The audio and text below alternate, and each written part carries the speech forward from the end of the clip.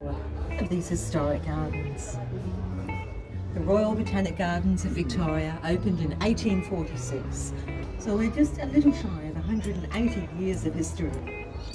This has always been a significant site for the Aboriginal clans as well of the Yarra. And on behalf of the gardens, I pay my respects to the elders past, present and emerging. My name is Verity, so you're all most welcome to ask any questions. But it's a little bit harder for me to hear you, so just be patient with questions. We're going electric too, so I'm going to put the safety step up. If you drop something or you wish to change seats with a friend, I'll need time to stop the bus safely, so make sure you don't stand up while the bus is moving. And let's begin. We're going electric here. Around us we have the Heritage Observatory. These buildings have heritage telescopes to study our night skies. On Monday evenings, our astronomers are here on site. And you can pre-book for those special tours as well.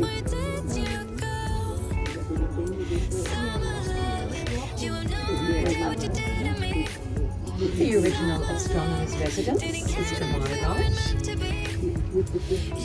It's now where you welcome our school kids, as no one tends to live on site now. We have a kitchen garden that you're welcome to explore. There are beds of herbs, flowers and vegetables, giant pumpkins and persimmon changing colour. They're lovely flame orange colours.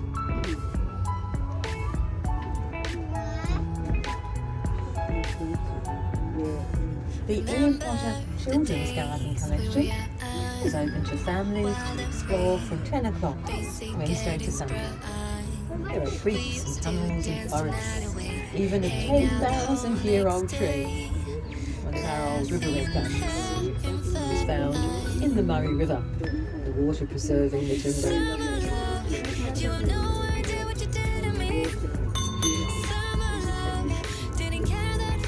Across our Governor's driveway up ahead. Her Excellency Margaret Gardner, our Victorian State Governor, is our neighbour. There's quite a few traffic barriers, so just bear with me. And you can just see Government House at the end of this road behind the high gate. It's a large mansion with more than 200 rooms. Open once a year on Australia Day. January 26th.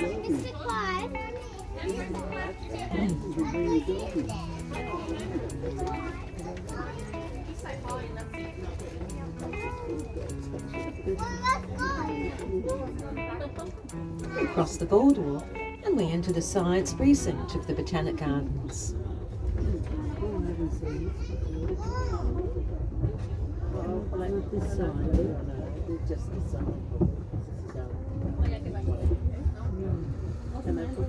There are many heritage trees. To my left, we have a coral tree, this one with the deeply furrowed bark. It's in the Erythrina group, native to South America, and the tree is 130 years old. To my right, the National Herbarium building has the world-class library. It holds our state botanic art collections as well, and underneath there's a large seed bank of our rare flora.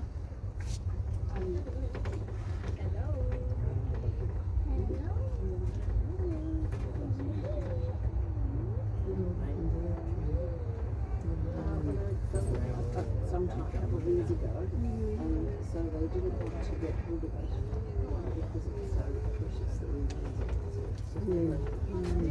We're passing Oak Lawn, one of more than 20 plant collections our 15 gardeners care for. Wander among the oaks and you'll also find local poetry, the words of Indigenous poets as well, dedicated to many of our collections.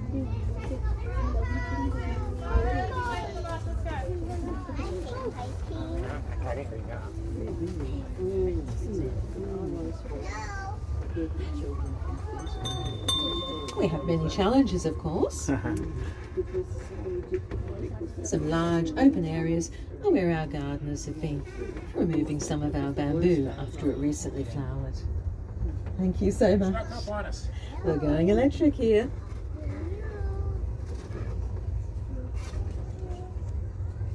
There is a strong emphasis here in Melbourne on plants with low water needs, and you'll see that reflected in the collections we'll explore today, including our Southern Africa plantings on my left.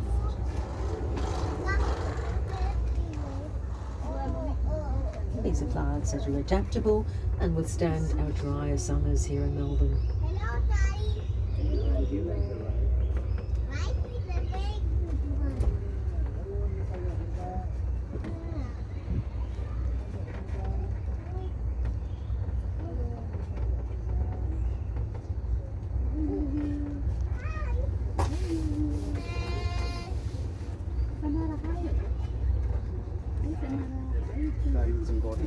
Our winter collection are the camellias from China and Japan.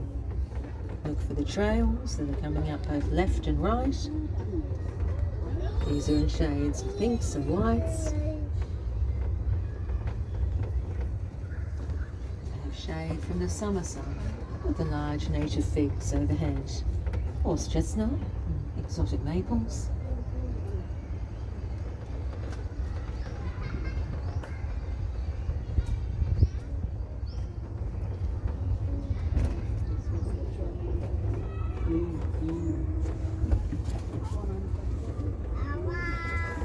There's a herb and medicinal collection, our secret garden, through the arbour on my right.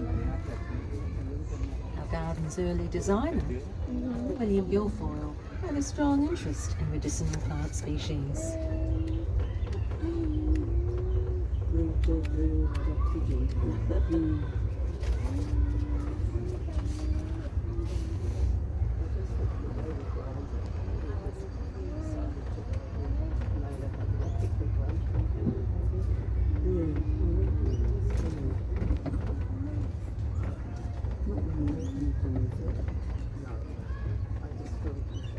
Feel the cool air start to envelope us. We're at the top of Fern Gully and there's an easy boardwalk so you can cross the little bridges over the trickling creek below us. Fern Gully has the tallest trees in the gardens.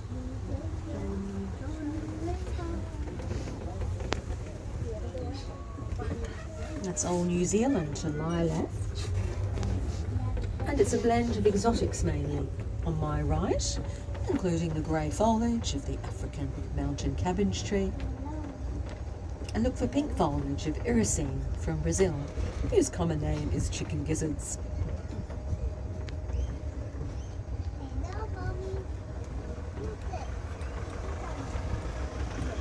This weekend we have a big event in the gardens, our twice yearly plant sale. Hanging baskets, native Australian and exotic species are all available for sale for purchase for home. It's a great fundraiser for us. There's help from our gardening staff supporting the volunteers. It's 10 till 4 tomorrow and 10 till 3 Sunday.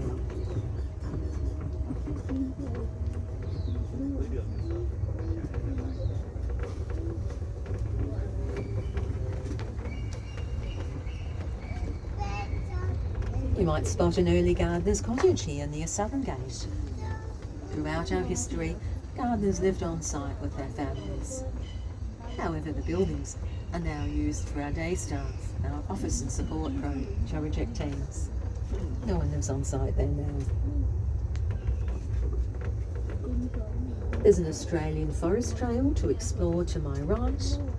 Follow the pathways that weave in and out of Australia's east coast forests, from Tasmania up to Queensland. Below us are the wetlands. These are extremely important as habitat for native frogs and fish and water birds, and turtles have been more active after the recent rain. Don't be alarmed if you do see turtles crossing pathways or lawns. That's quite natural for them. But if you see them out on the tan jogging track, let us know. We'll come and get them and bring them back. It does happen. Their instincts are to go to their nearby lake or waterways, and they'll just keep walking.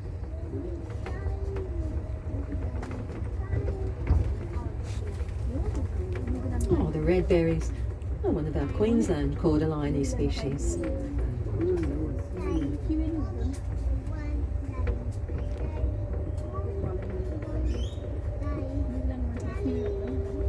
Our lawns are irrigated, keeping them lush and green even through the hot summers.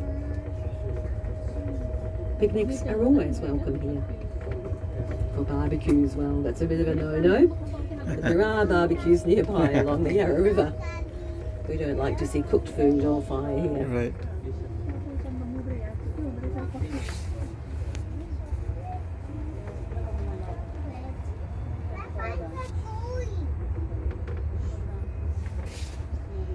We're restoring gates. Domain Road Gate has red glass lamps that light up after dark.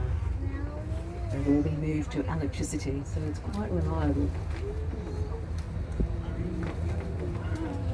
There's a big climate change project underway too, called the Australian Drylands. Visit the trail to explore underneath our pre-white settlement gum trees. We're growing plants from all over the continent, but they're challenged in their own habitats because of climate change. Melbourne will be their new home.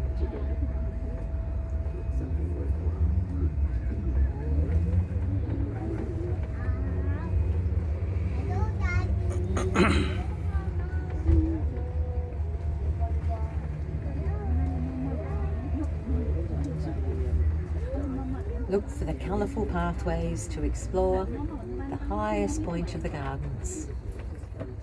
This is where our garden's early designer, William Guilfoyle, created the volcano crater.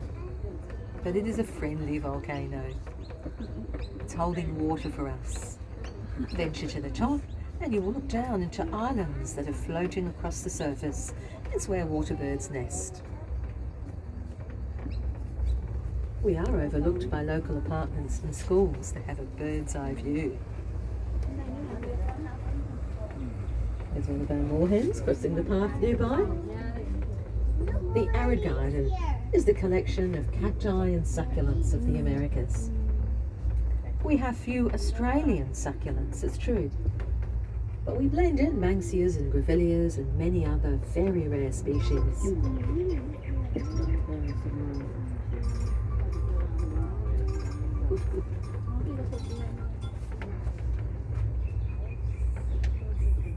I'm going to pause just briefly, just so I can point out where Government House sits on the skyline. And it is that large, big white building with the tower and the Governor's flag. It used to be the tallest tower, and its history is really intertwined with that of gold mining.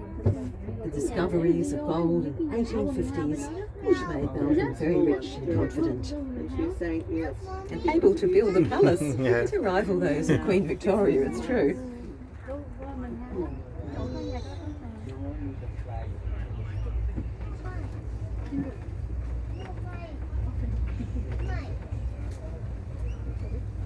To my right, there's a steep trail to explore the flora of California.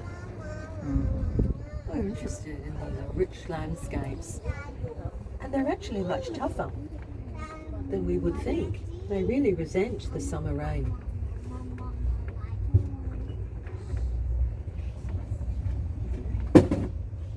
Our own banyan tree is overhead, a subspecies of Moreton Bay fig.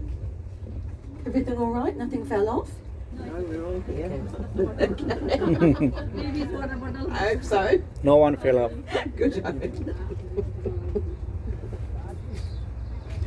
Below us there's a large collection of cycads near our weather station. You may spot some of those weather instruments down there, sending information back to the Bureau.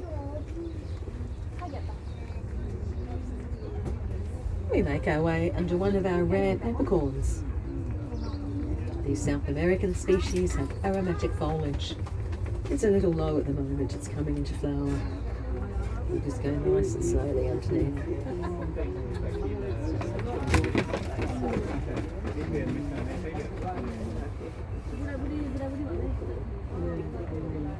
We have many rockeries or grottos.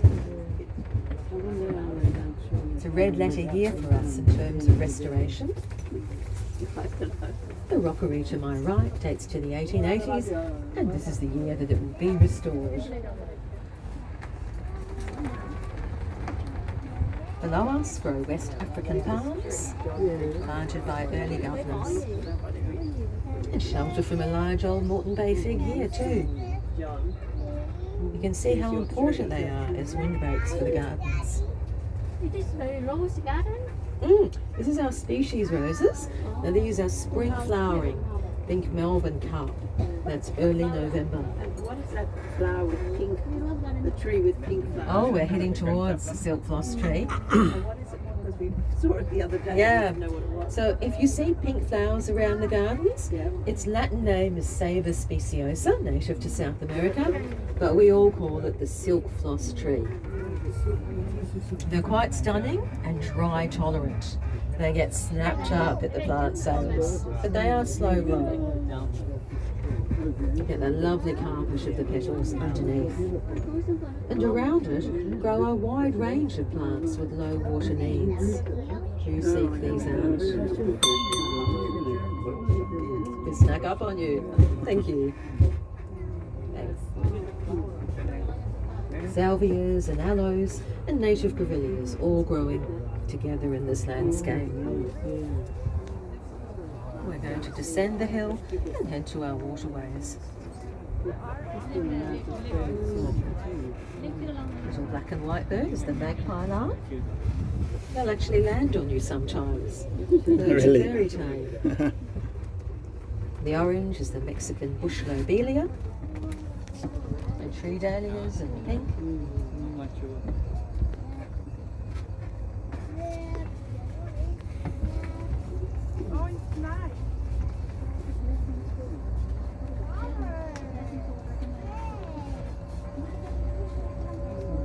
All of the prunings are turned into a rich mulch.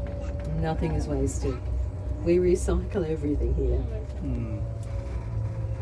That way we don't have to buy artificial fertilisers or any composted mulch as well. It's all created on site.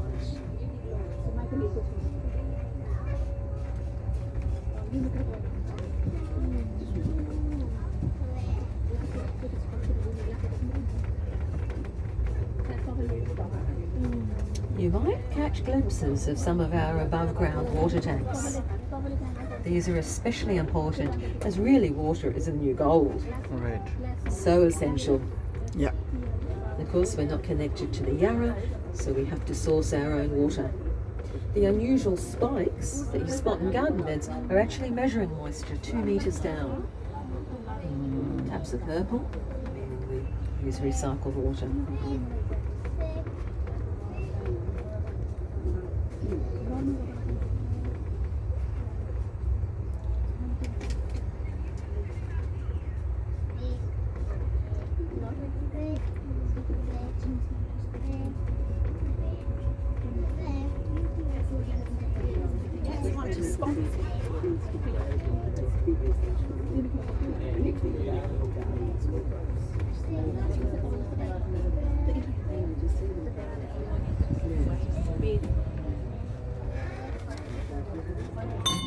Now the path to the left will take you to the terrace, restaurant and kiosk and jetty for boating, before we're getting closer to the water. There's all of our ducks and moorhens as well, they're around. There's a 500-year-old river red gum on my left. One of our trees that predate settlement here. There are natural promontories of swamp paperbarks that lead into the wetlands. Now I'm just slowing down. I'm not sure what our purple swamp hen friend will do here. But there he goes. Back onto the grass where he's safe.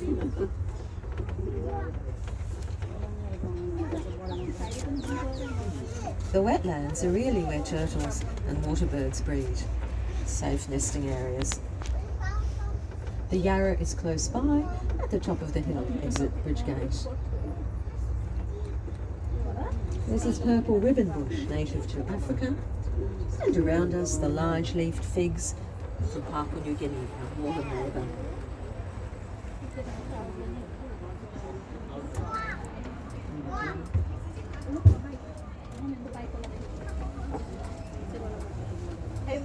Incidentally, we are buying our own motorised scooters here, so people can explore in safety some of those steep hills we have.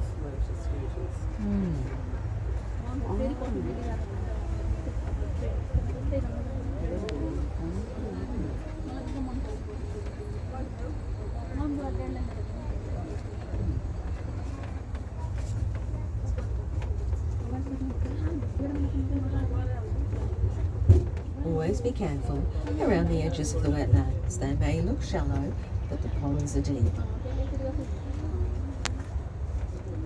There's a view across to the terrace as well.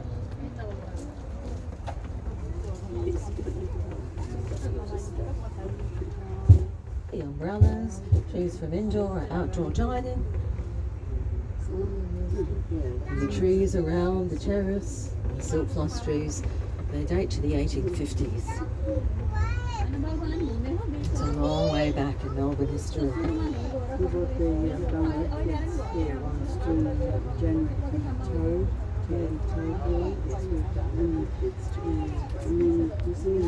From the 1920s, we have the Lakeside Pavilion.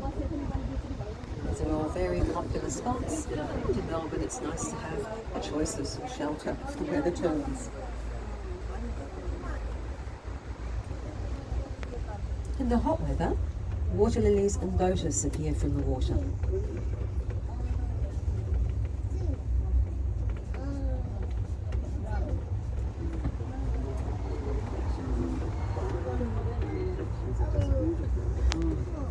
We're close to the jogging track as well. The 3.8 kilometre circuit around the garden and the 10 gates. Have you ridden with you to Botanical? I did once. I did never one of my friends was in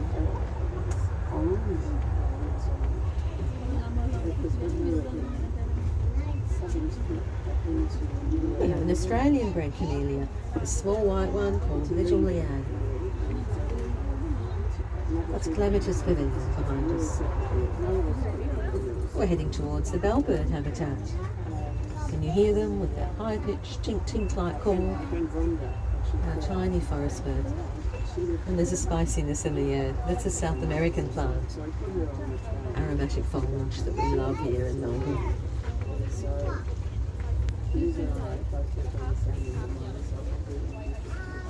Plants of southern China, Nepal and Vietnam can be discovered on these walkways. School dance, which is the first one, was when they were allowed to have. We're very interested in Chinese flora that of Taiwan and Japan. And across the lagoon, you can also explore the original south bank of the Yarra. Before the Yarra was straightened, it flowed through the gardens. And you can discover the plants were part of the everyday lives of the Aboriginal clans.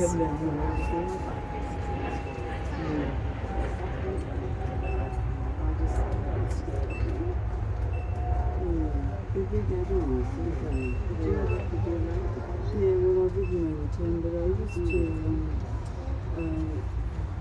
there was a farm. It's a little known part of the gardens here, but it's cooler, it's closer to the Yarra. And there's always change.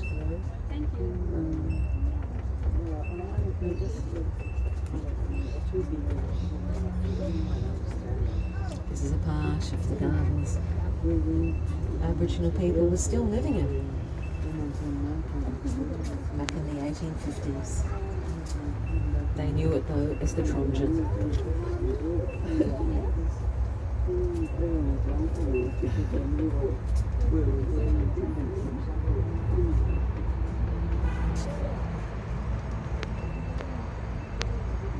Garden Gate is close by, and there's a cliffside as well.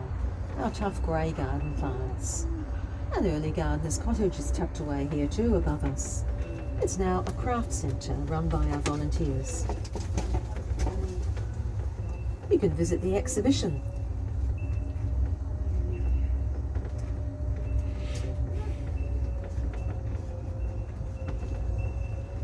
It's an easy stroll or pram push up the ramp on the right. Or take the path downhill to the billabong. The path through the swamp paperbarks. In the winter, it's where native orchids flower.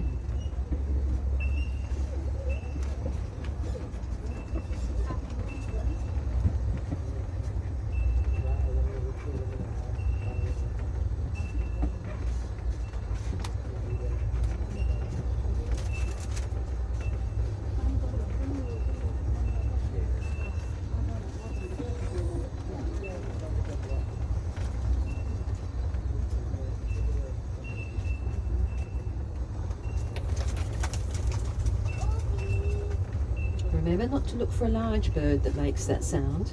It's quite a tiny bird. You might see a flash of green. The bellbirds are busy protecting their territory and eating the manna, the sugary loaves that live on the gum leaves.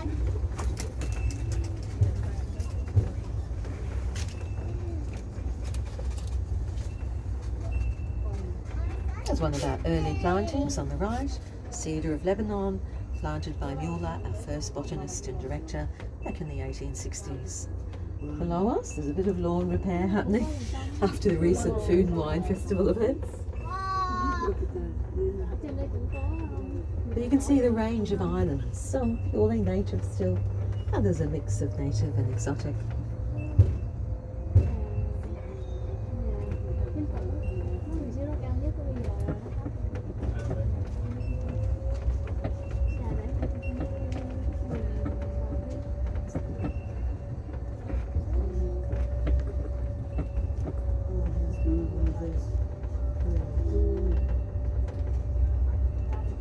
There's Rose Pavilion from 1897. No longer really a concert venue, it's where we welcome family gatherings, weddings and birthdays. There's a lookout you can stroll to, the restored Temple of the Winds. That's on the path leading up to City Gate to my right. Or enjoy the perennial border. And you've got the reds and straw colours of the season here. The building was where the director lived. Dates to 1854.